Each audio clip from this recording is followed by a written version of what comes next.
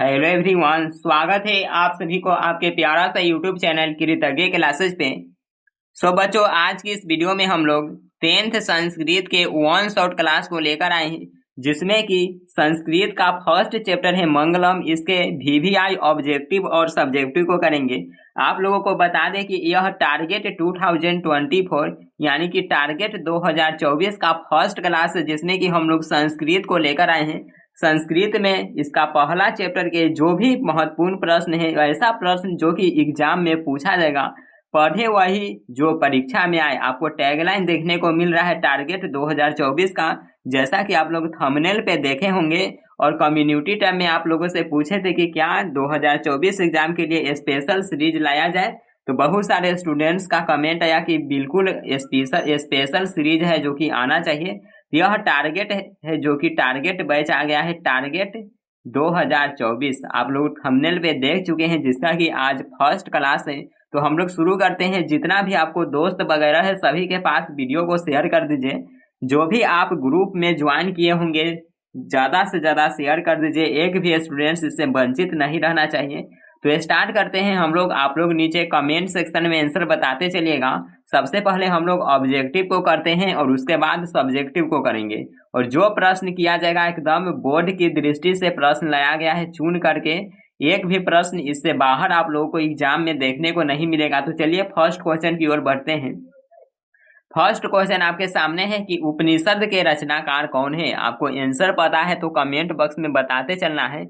तो बताइए आप लोग, उपनिषद के रचनाकार पूछा गया है, उपनिषद के रचनाकार कौन है। तो फर्स्ट चैप्टर आप लोग पढ़े हैं कि महर्षि वेद व्यास जी के द्वारा यह लिखा गया है। तो ऑप्शन नंबर सी यहाँ पे राइट आंसर हो जाएगा। नेक्स्ट क्वेश्चन है मंगलम पाठ के रचनाकार कौन है। चलिए सेकेंड का आप लोग आंसर कमेंट कीजिए। मंगलम पाठ के रचनाकार पूछा गया है, यह फर्स्ट चैप्टर है मंगलम। इसके रचनाकार कौन है, कौन है इसके रचनाकार। तो महर्षि वेद व्यास जी हैं। ऑप्शन नंबर सी इसका राइट आंसर हो जाएगा। अगला क्वेश्चन आपके सामने है मंगलम पाठ में कितने मंत्र संकलित है। चलिए ये बहुत महत्वपूर्ण प्रश्न है, कई बार प्रीवियस ईयर में जो पूछा गया प्रश्न है ये सभी ही आपके लिए लाया गया है। तो बताइएगा मंगलम पाठ में कितने मंत्र संकलित है। 3 का आंसर क्या होगा, 10, 8, 5 या 7। कितना मंत्र है तो आप लोगों को पता है कि 5 मंत्र है। और इसका पीडीएफ आपको टेलीग्राम चैनल पे मिल जाएगा, ज्वाइन कर लीजिएगा, डिस्क्रिप्शन में लिंक है। अगला यहाँ पे क्वेश्चन है 4 नंबर, अणु से छोटा कौन है। अणु से छोटा किसे बताया गया है। तो अणु से भी छोटा और महान से भी महान बताया गया है, यह आत्मा को बताया गया है। तो 4 का आप लोग ऑप्शन नंबर बी आंसर लगा रहे हैं, तो बिल्कुल राइट आंसर हो जाएगा आत्मा। अगला क्वेश्चन यहाँ पे है किसकी जय होती है। ऑप्शन ए सत्य, ऑप्शन बी असत्य, ऑप्शन सी क्रोध, ऑप्शन डी मोह। चलिए 5 का आप लोग आंसर कमेंट कीजिए क्या होगा। 5 का आंसर क्या होगा, दिया है कि किसकी जय होती है। चलिए क्या होगा इसका आंसर, जल्द जल्द से आप लोग बताइएगा। तो किसकी जय होती है, तो हमेशा सत्य की जय होती है। तो ऑप्शन नंबर ये यहाँ पे राइट आंसर है। अगला यहाँ पे है बहती नदी कहाँ मिलती है। जल्द से आप लोग आंसर कमेंट कीजिए। 6 का क्या होगा। और अभी तक अपने दोस्तों के पास शेयर नहीं किए हो तो शेयर कर दीजिए। आप लोगों को पता है कि टारगेट 2024 का यह फर्स्ट क्लास है, जिसमें हम लोग संस्कृत विषय को लेकर आए हैं। चलिए जल्द से आप लोग आंसर कमेंट कीजिए। 6 का क्या होगा, बहती नदी कहाँ मिलती है। तो आप लोगों को बताया गया है कि जो नदी है यह बहकर समुद्र में मिलती है। तो ऑप्शन नंबर सी यहाँ पे करेक्ट आंसर हो जाएगा। अगला है जंतु के हृदय रूपी गुफा में क्या स्थित है। ऑप्शन ए है तत्व, ऑप्शन बी शरीर, ऑप्शन सी देवता और ऑप्शन डी राक्षस। 7 का जल्द से आप लोग आंसर कमेंट कीजिएगा कि जंतु के हृदय रूपी गुफा में क्या स्थित है। तो आप लोगों को ये भी प्रश्न बता चुके हैं कि देवता हो जाएगा, option number C. Next question है ब्रह्मा को प्राप्त करने के विषय में बताया गया, यानी कि ब्रह्म को प्राप्त करने के विषय में किसमें बताया गया है, इसकी चर्चा किसमें किया गया है। जल्द से आप लोग कमेंट कीजिए। कठोपनिषद में, ऑप्शन बी है ईशावास्योपनिषद में, ऑप्शन सी श्वेताश्वतर में और ऑप्शन डी है मुंडकोपनिषद में। ब्रह्म को प्राप्त करने की विषय में किसमें बताया गया है, तो यह मुंडको उपनिषद में बताया गया है। ऑप्शन नंबर डी आप लोग आंसर कर रहे हैं तो बिल्कुल करेक्ट है। अगला देखिए क्वेश्चन 9 नंबर, देवलोक का मार्ग किससे प्राप्त होता है। चलिए 9 का जल्द से आंसर कमेंट कीजिए कि देवलोक का मार्ग किससे प्राप्त होता है। तो सत्य से, option number A correct answer है। नेक्स्ट क्वेश्चन आपके सामने है, सत्य से क्या प्राप्त होता है। जल्द से आप लोग 10 का आंसर कमेंट कीजिए। तो अभी बताए हैं कि जो देवलोक का मार्ग है यह सत्य से प्राप्त होता है, तो यहाँ पे देवलोक राइट आंसर हो जाएगा सी। नेक्स्ट है, मृत्यु को वश में कौन कर लेता है। तो मृत्यु को वश में करने के बारे में बताया गया है कि जो लोग होते हैं विद्वान लोग, वो मृत्यु को भी अपने वश में कर लेते हैं। तो ऑप्शन यहाँ पे सी राइट आंसर है, विद्वान। नेक्स्ट, किसकी जय नहीं होती है। तो पूछा जाएगा कि किसकी जय होती है, तो अभी आपको बताए हैं, बताइए कमेंट सेक्शन में क्या होगा। सबसे पहले आप लोग बताइए जय किसकी होती है। तो जय होती है यह सत्य की होती है। यहाँ पे पूछा है कि किसकी जय नहीं होती है, तो क्या होगा आंसर, जल्द से आप लोग बताइए। 12 का क्या होगा, तो ऑप्शन नंबर बी हो जाएगा, असत्य। अगला है यहाँ पे, उपनिषद में किस महिमा का वर्णन किया गया। चलिए सभी बच्चे बताएंगे। अभी आपको बताए उपनिषद में किसकी महिमा है। उपनिषद में किसका महिमा बताया गया है, तो परम पुरुष के। देखिए ये सभी नहीं होगा, इसमें जो वर्णन किया गया है महिमा का, यह परम पुरुष, इसका राइट आंसर है 13 का हो जाएगा, ऑप्शन नंबर डी। अगला है, उपनिषदों की संख्या, बहुत महत्वपूर्ण प्रश्न है। चलिए 14 को तो आप लोग को बताना पड़ेगा। 14 को बताइए कौन होगा। उपनिषद की कुल संख्या कितना है, 109, 108, 105 या 111। उपनिषदों की संख्या कमेंट कीजिएगा कितना। आत्मा के गूढ़ रहस्य की किसमें व्याख्या की गई है। तो आत्मा की गूढ़ रहस्य की बात करें, आत्मा के गूढ़ रहस्य के बारे में बात किया है, तो बताइए किसमें इसे बताया गया है। तो कठोपनिषद में इसका वर्णन किया गया है, ये राइट आंसर है। आगे बढ़ते हैं बच्चों, अगला है 16 नंबर क्वेश्चन। 16 नंबर क्वेश्चन है, परमात्मा की महिमा का वर्णन किसमें किया गया है। आत्मा की बात करें तो अभी आपको बता दिए कि आत्मा के बारे में किया गया है, यह कठोपनिषद में किया गया है। और परमात्मा के बारे में बात करें तो परमात्मा का बारे में वर्णन जो किया गया है, यह किया गया है ईशावास्योपनिषद में, यानी कि बी राइट आंसर है। अगला है, ज्ञानी लोग और अज्ञानी लोग में अंतर किसमें बताया गया है। यह भी महत्वपूर्ण प्रश्न है, जल्द से आप लोग कमेंट कीजिए 17 का आंसर। ज्ञानी और अज्ञानी में अंतर किसमें बताया है। तो ज्ञानी और अज्ञानी में जो अंतर बताया यह श्वेता स्वतर में बताया, तो ऑप्शन नंबर यहाँ पे सी राइट आंसर हो जाएगा, श्वेता स्वतर। अगला है कि सत्य का मुख किससे ढका हुआ है। एकदम सिंपल पूछ गया है, बउआ वाला प्रश्न है। 18 का जल्द से आप लोग बताओ। ये नहीं बताओगे तो अब क्या बताओगे। संस्कृत में आप लोग यदि पढ़े हो तो ये सभी तो एकदम बेसिक सा प्रश्न है, जो कि क्लियर होना ही चाहिए। और ऐसा ही प्रश्न एग्जाम में पूछा जाता है, एकदम एग्जाम की दृष्टि से चुन करके लाया गया प्रश्न है। तो आपको हर हाल में जितना भी सब्जेक्टिव और ऑब्जेक्टिव कराया जाएगा, आपको अंत तक देखना है। पहले ऑब्जेक्टिव को देखते हैं और उसके बाद इसके इंपोर्टेंट सब्जेक्टिव को देखेंगे। तो 18 का आप लोग आंसर बताइए क्या होगा। सत्य का मुख किससे ढका हुआ है। तो हिरण्मयेन पात्रेण सत्यस मुखम अपिहितम, यानी कि जो सत्य का मुख है यह किससे ढका गया है। तो हिरण्मयेन पात्र से, यहाँ पे डी राइट आंसर है। आगे देखिए, सत्य का खजाना कहाँ है। तो सत्य की खजाना की बात करें, कहाँ पे है सत्य की खजाना। चलिए 19 का जल्द से आप लोग कमेंट कीजिएगा, सत्य की खजाना कहाँ पे है। पृथ्वी लोग, नरक लोग, देवलोक या कोई नहीं। तो देवलोक हो जाएगा राइट आंसर, ऑप्शन नंबर सी।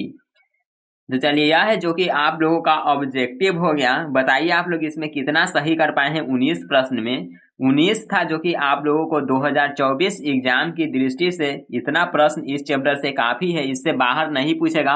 अब हम लोग सब्जेक्टिव को करते हैं। तो सबसे पहले बताइए कि आपका 19 में कितना सही हुआ, और अभी तक शेयर नहीं किए हो तो जल्द से शेयर कर दीजिए। और बढ़ते हैं हम लोग सब्जेक्टिव क्वेश्चन की। तो देखिए यहाँ पे सब्जेक्टिव क्वेश्चन आपके सामने है कि उपनिषद का क्या स्वरूप है, पठित पाठ के आधार पर स्पष्ट करें। यह प्रश्न है जो कि कई बार प्रीवियस ईयर में पूछा जा चुका है। देखिए इसका आंसर एकदम, जो आंसर आप लोगों के लिए लाया गया है, एकदम यहाँ पे सटीक आंसर है। इसी तरह से आपको अपने शब्द में ही आंसर बताना है।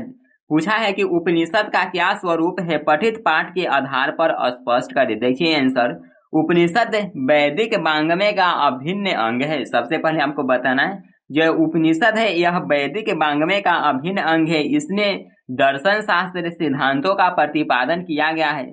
सर्वत्र परम पुरुष परमात्मा का गुणगान किया गया है। परमात्मा के द्वारा ही यह संसार व्याप्त और अनुशंसित है। सत्य की प्रकाष्ठा ही ईश्वर का मूर्त रूप है। ईश्वर ही सभी तपस्याओं का परम लक्ष्य है। उपनिषद के बारे में बताया, देखिए उपनिषद के बारे में पूछा है कि उपनिषद का क्या स्वरूप है, यह इसका उत्तर हो गया। आप लोग समझ गए।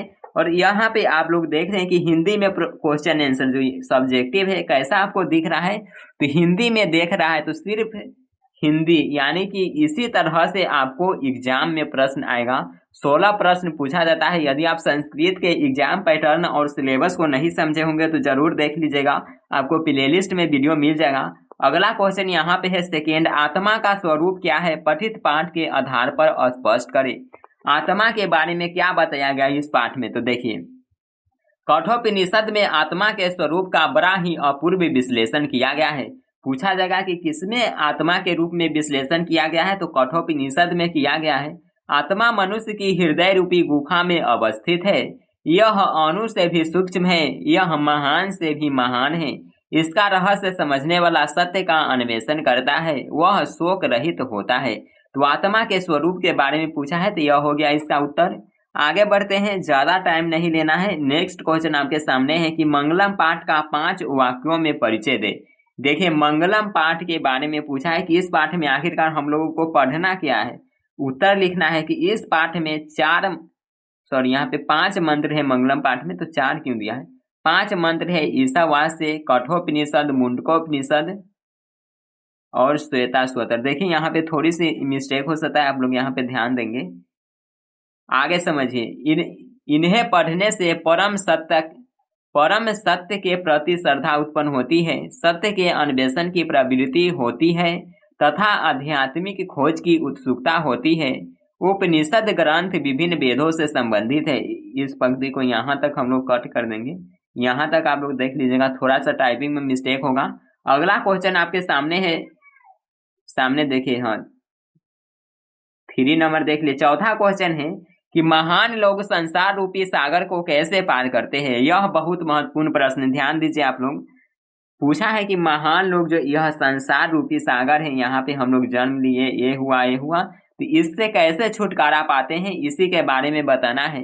देखिए श्वेताश्वर उपनिषद में ज्ञानी लोग और अज्ञानी लोग में अंतर स्पष्ट करते हुए महर्षि वेद व्यास कहते हैं कि अज्ञानी लोग अंधकार स्वरूप और ज्ञानी लोग प्रकाश स्वरूप है। क्या बताते हैं महर्षि वेद व्यास, तो ये बताते हैं श्वेताश्वर उपनिषद में कि जो अज्ञानी लोग हैं और ज्ञानी लोग हैं इसमें अंतर स्पष्ट करते हैं। तो बताते हैं कि जो अज्ञानी लोग हैं यह अंधकार स्वरूप है और ज्ञानी लोग हैं यह प्रकाश स्वरूप है। महान लोग इसे समझकर मृत्यु को पार कर जाते हैं, क्योंकि संसार रूपी सागर को पार करने का इससे बढ़कर अन्य कोई रास्ता नहीं है। अगला क्वेश्चन पे बढ़ते हैं। नेक्स्ट क्वेश्चन आपके सामने है। ज्यादा टाइम को वेस्ट नहीं करते हुए कम समय में और पूरा चैप्टर को हम लोग समाप्त कर लेंगे। वन शॉट क्लास होगा हर एक चैप्टर का, संस्कृत का और हिंदी का भी आपको ऐसा क्लास चाहिए या साइंस सोशल साइंस किसी का भी चाहिए तो कमेंट करके बता सकते हैं, जिसमें कि एकदम एग्जाम की दृष्टि से टारगेट 2024 क्लास होगा, जिसमें कि पढ़े वही जो परीक्षा में आए। तो चलिए अगला क्वेश्चन आपके सामने है पंचमा क्वेश्चन दिया है, विद्वान पुरुष ब्रह्म को किस प्रकार प्राप्त करते हैं। जो विद्वान लोग हैं यह ब्रह्म को किस प्रकार प्राप्त करते हैं। देखिए मुंडकोपनिषद में महर्षि वेद व्यास का कहना है कि जिस प्रकार बहती नदियां अपने नाम और रूप अर्थात व्यक्तित्व को त्याग कर समुद्र में मिल जाती है, उसी प्रकार महान पुरुष अपने नाम और रूप अर्थात अहब को त्याग कर ब्रह्म को प्राप्त कर लेता है। समझ गए पंचमा क्वेश्चन। तो अगला क्वेश्चन में बढ़ते हैं। स्क्रीनशॉट आप लोग इसका ले सकते हैं और पीडीएफ आपको टेलीग्राम पे दे दिया जाएगा। 6 नंबर क्वेश्चन है, मंगलम पाठ के आधार पर सत्य की महत्ता पर प्रकाश डाले, यानी कि सत्य के बारे में क्या बताया गया है पाठ में, सत्य की क्या महत्व है इसे बताना है। तो देखिए सत्य की महत्ता का वर्णन करते हुए महर्षि वेद व्यास कहते हैं कि हमेशा सत्य की जीत होती है। क्या बताते हैं वेद व्यास की जो जीत होती है यह हमेशा सत्य की ही जीत होती है। पूछेगा कि किसकी जीत नहीं होती है तो असत्य की हो जाएगा। मिथ्या कदापि नहीं जीतता, यानी कि जो असत्य होता है यह कभी भी नहीं जीतता है। सत्य से ही देवलोक का रास्ता प्रशस्त है, यानी सत्य से ही है यह देवलोक का रास्ता प्राप्त हो सकता है। मोक्ष प्राप्त करने वाले ऋषि लोग सत्य को प्राप्त करने के लिए ही देवलोक जाते हैं, क्योंकि देवलोक सत्य का खजाना है। ऑब्जेक्टिव में पूछा था आप लोगों से, क्या पूछा था कि देवलोक किस सत्य का खजाना क्या है, तो देवलोक। अगला देखिए क्वेश्चन 7वां क्वेश्चन है कि मंगलम पाठ के आधार पर आत्मा की विशेषता बताइए। आत्मा की विशेषता पूछा है। देखिए उत्तर, ये सभी 2 नंबर वाला शॉर्ट क्वेश्चन है। शॉर्ट क्वेश्चन है तो ज्यादा बढ़ा चढ़ा करके नहीं लिखना है। देखेंगे आप लोग यहाँ पे मंगलम, यहाँ पे पाठ होगा। मंगलम पाठ में संकलित कठोपनिषद से लिए गए मंत्र में महर्षि वेद व्यास कहते हैं कि प्राणियों की आत्मा हृदय रूपी गुफा में बंद है। यह सूक्ष्म से सूक्ष्म और महान से महान है। इस आत्मा को बस में नहीं किया जा सकता है। विद्वान लोग शोक रहित होकर परमात्मा अर्थात ईश्वर का दर्शन करते हैं। बताते हैं कि जो यह आत्मा है यह एकदम छोटा से छोटा है और महान से महान है। आत्मा को बस में हर एक व्यक्ति नहीं कर सकता है। यदि आपको आत्मा के बस में करना है तो आत्मा के बस में वही लोग कर सकते हैं जो कि लोग विद्वान लोग होते हैं, न जिसे न किसी की चिंता होती है, न किसी का फिक्र होता है, एकदम फ्री अपने आप में रहता है, एकदम कोई भी उसे मोटिवेशन की आवश्यकता नहीं है, न ही इंस्पिरेशन की आवश्यकता है। तो ऐसे लोग हैं जो कि आत्मा के बारे में अच्छी तरह से जानकारी प्राप्त करते हैं और ऐसे लोग ही परमात्मा अर्थात ईश्वर का दर्शन कर पाते हैं।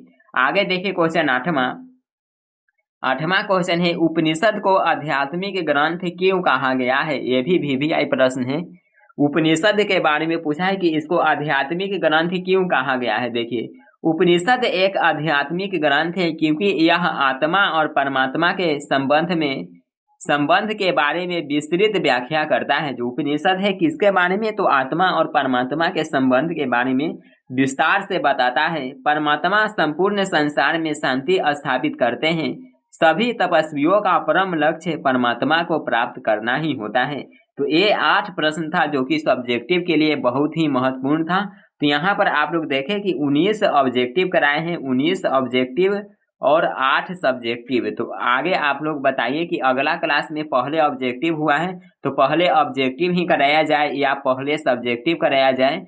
जैसे कि आज पहले ऑब्जेक्टिव हुआ है तो इसी तरह से आपको क्लास करना है या पहले सब्जेक्टिव करना है, कमेंट करके जरूर बताइएगा। और आज का ये क्लास आपको कैसा लगा ये भी कमेंट करके बताइए। इसका PDF आपको मिल जाएगा टेलीग्राम पे। टेलीग्राम चैनल का लिंक डिस्क्रिप्शन में है या आप अपना व्हाट्सएप ज्वाइन कर सकते हैं। व्हाट्सएप का भी लिंक है डिस्क्रिप्शन में। व्हाट्सएप पे क्या है, तो व्हाट्सएप पे नया फीचर्स आया है व्हाट्सएप चैनल।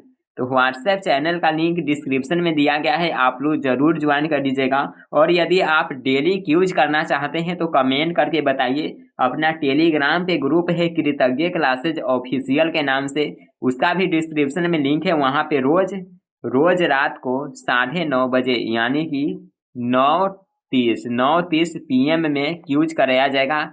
क्यूज आप लोगों को करना है तो कमेंट करके बताइए। कम से कम तो 50 स्टूडेंट्स का कमेंट आएगा तो क्यूज स्टार्ट कर दिया जाएगा। तो मिलते हैं हम लोग नेक्स्ट क्लास में। और कमेंट करके जरूर बताइए कि ये टारगेट 2024 का आप लोगों को क्लास कैसा लगा।